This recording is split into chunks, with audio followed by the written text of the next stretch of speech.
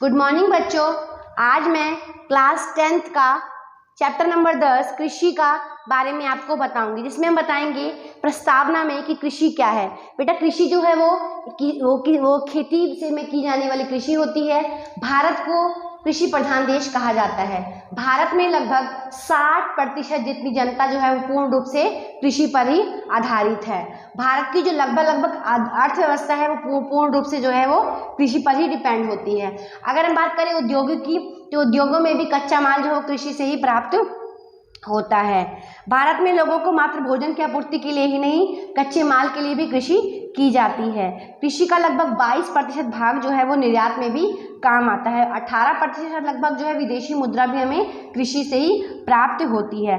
परंतु क्या है, कभी कभी अच्छी उन्नत बीजों और अनुकूल वातावरण के कारण और सिंचाई की सुविधा, कुशल कारीगरों, मेहनती लोगों से क्या होता है, कभी कभी साल में 1 से 2 बार भी कृषि जो है ली जाती है। परंतु क्या है, आजकल के जो पढ़े लिखे लोग हैं वो क्या करते हैं, कृषि में नहीं जाना चाहते हैं, किसान नहीं बनना चाहते हैं, वो शहरों की ओर पलायन कर रहे हैं। इसलिए क्या है कि ना पढ़े लिखे होने के कारण जो है उनको सब सुविधाओं के बारे में नहीं पता चलता है। तो इसमें हमने बताया कि कृषि क्या है और किस प्रकार से कृषि का योगदान जो है हमारे भारत में है। अब हम बात करेंगे कृषि के प्रकार की। जीवन निर्वाह कृषि। जीवन निर्वाह कृषि वह कृषि होती है जिसमें जो है केवल कृषि अपने निर्वाह के लिए ही उत्पादन करता है। उसमें आप जोतों का आकार छोटा होता है, खेतों का आकार छोटा होता है, उन्नत बीजों के बारे में किसान को नहीं पता चलता, किसान निरक्षर होता है, पढ़ा लिखा नहीं होता है, वो केवल अपने परिवार के भरण पोषण के लिए ही कृषि करता है। सूखी कृषि, इसके अंतर्गत क्या है, इस कृषि के अंदर क्या होता है कि सिंचाई की अपूर्ण सुविधा होती है। पानी की कमी होने के कारण क्या है, जो ऐसी फसलें ली जाती हैं जिसमें पानी कम होता है, जिसमें ज्वार, बाजरी, दलहन वगैरह आते हैं। बात करें अगर आर्द्र कृषि की, आर्द्र कृषि में जहाँ वर्षा का प्रमाण अधिक होता है, वहाँ सिंचाई की सुविधाएं अधिक होती हैं। ऐसे क्षेत्रों में जो है नमी युक्त कृषि होती है। वर्षा ना हो अथवा कम हो, सिंचाई द्वारा भी एक वर्ष में 1 से अधिक फसल जो है इसमें ली जाती है। चौथा में है झूम कृषि या स्थलांतरित कृषि। इस प्रकार की कृषि में वृक्ष को काट करके उसे खेती योग्य जो है बनाया जाता है। यहाँ पर 2 या 3 वर्ष तक जो है कृषि ली जाती है। इसमें क्या है, उपजाऊपन धीरे धीरे घटने लग जाता है। फिर क्या करते हैं, उस जगह को छोड़ करके वो दूसरी जगह पर खेती करने चले जाते हैं। बात करें बागायती कृषि की। बागायती कृषि जो होती है ये बगीचे में की जाने वाली कृषि होती है। इसमें रबड़, चाय, कॉफ़ी, कोको, नारियल के उपरांत सेब, आम, संतरे, अंगूर वगैरह फल जैसे होते हैं उनकी ली जाती है।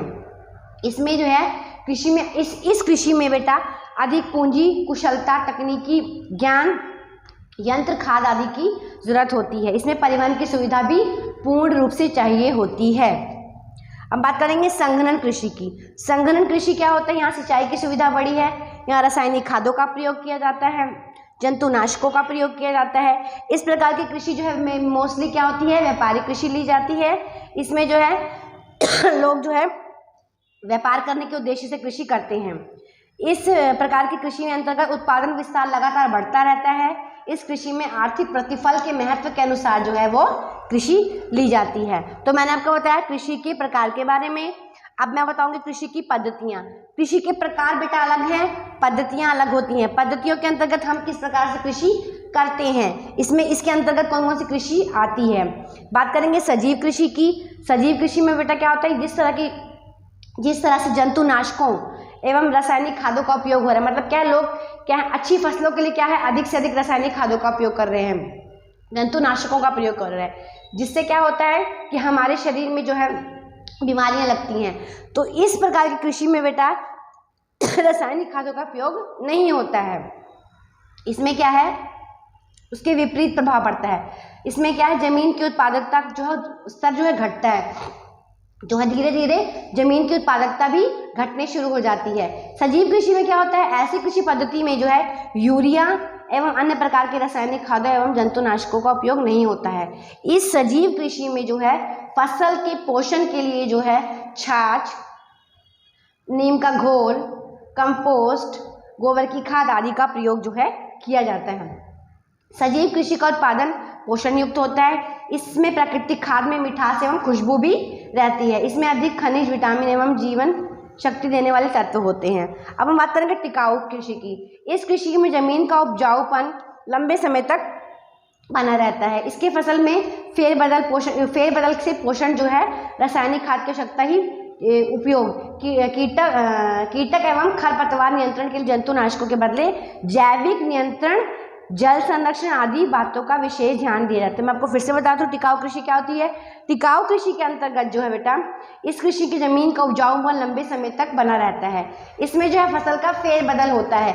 फसल का फेरबदल होने से क्या होता है कि कृषि जो है कि जो फसलें होती हैं, फसलें चेंज होने से उपजाऊपन जो है बना रहता है। रासायनिक इसमें क्या है, पोषण के लिए क्या होता है, रासायनिक खाद आदि का प्रयोग जो है होता है।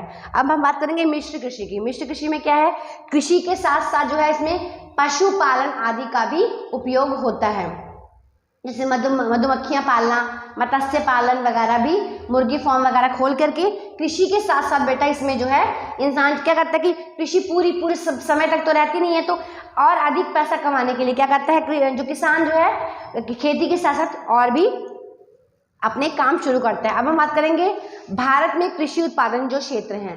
भारत में ऋतुओं के संदर्भ में कृषि फसलों को 3 भागों में बांटा गया है, खरीफ, रबी और जायद। अगर हम बात करें खरीफ की, तो खरीफ जो है वर्षा ऋतु में होने वाली फसल है। ये जून जुलाई से लेकर के अक्टूबर नवंबर तक होती है। इसमें धान, मक्का, ज्वार, बाजरी, कपास आदि होती हैं। अगर हम बात करें रबी की, रबी जो है ठंडी की फसल है। ये अक्टूबर नवंबर से लेकर मार्च अप्रैल तक होती है। इसमें गेहूं, चना, जौ, सरसों, अरंडी, अलसी आदि ली जाती है। अगर हम बात करें जायद की फसलों की, तो जायद जो है गर्मी में ली जाती है। ये मार्च से जून तक होती है। इसमें धान, मक्का, मूंगफली, तिल, बाजरी, तरबूज आदि जो हैं लिए जाते हैं। तो इसमें हम आपकी जितने मैंने आपको इसके बारे में बताए हैं, मैं आपको डिटेल में इन सभी फसलों के बारे में नेक्स्ट वीडियो में आपको बताऊंगी। इसमें हमने आपको कृषि के प्रकार और कृषि की पद्धति के बारे में बताया है। ये आपके चैप्टर नंबर 10 का पार्ट 1 है। इसको आपको ध्यान से देखना है और सुनना है। Thank you.